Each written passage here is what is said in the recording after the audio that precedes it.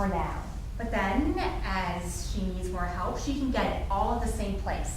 There's assisted living and a locked memory care unit. Are you kidding me? Locking her up? Only to prevent something bad from happening, like wandering out alone and getting lost. People would be taking care of her, looking after her all the time.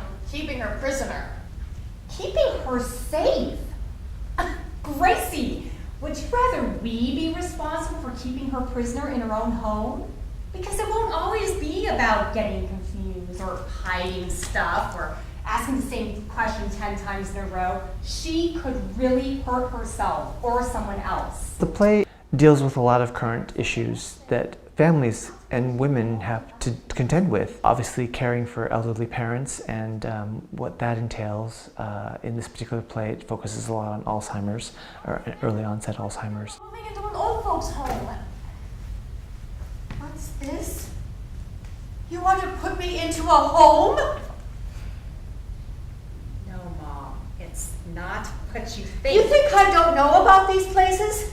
You want to lock me away someplace with a bunch of old people who can't even remember their names and forget about me. And how that affects, you know, the children of the parent who then need to become caretakers. Well, you can't. This is my house. You only live here because I let you. It's my name on the deed, mine and your father's, and I'm not going anywhere. Ha! You tell him, Nana. It also touches on women and what they have to face in terms of raising a family and holding down a job and having gender disparity in terms of getting ahead. I just want things to stay the same. I know. But they can't. I can't. No, the truth is, Mom, it's not just about you. I can't keep taking care of you the way you need. Well, if I'm such a burden to you, you can move out. I'll take care of myself. I was interested in the three generations of women in this family and what the women in each of those different generations would be dealing with themselves, and then how that affects the others. It was sort of unavoidable to bring all of that stuff in because they all needed something that was important to them to kind of bring to the table. But now, circumstances have changed. Mom, can you just spit it out? They offered me a new position at work, a promotion. That's great! Congratulations! It's managing a whole new department. It's pretty exciting stuff, actually. I won't bore you with the sciencey details, but it's kind of my dream job. LGBTQ issues, because one of the characters is a lesbian and is not completely out with her parents yet. Oh, speaking of doctors, Barbara said to say hi. You could have brought her.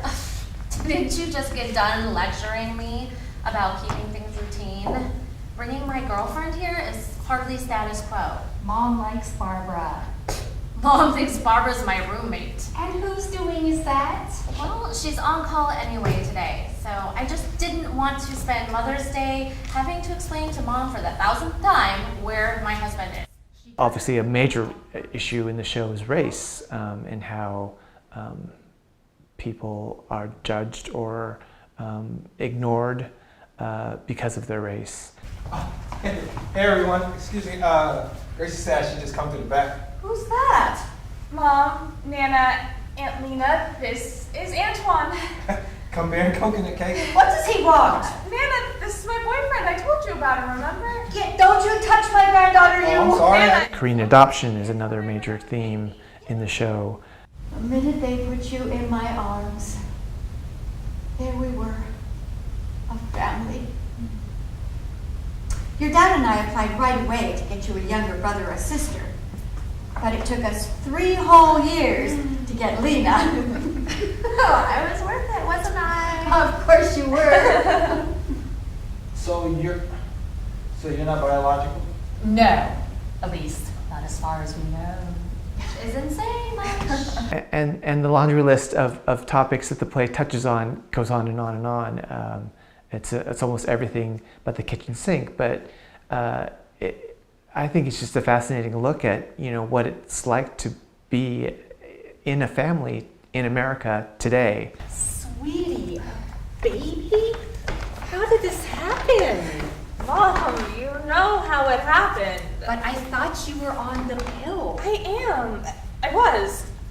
I just forgot to take it sometimes. Gracie. It's a slice of life play. We literally spend 90 minutes at this family gathering with the family as they, deal with all their revelations and secrets and discoveries and all the shenanigans that may or may not happen when family members get together. No, Antoine, you're not leaving. The truth is, Nana's still pretty upset, sweetie.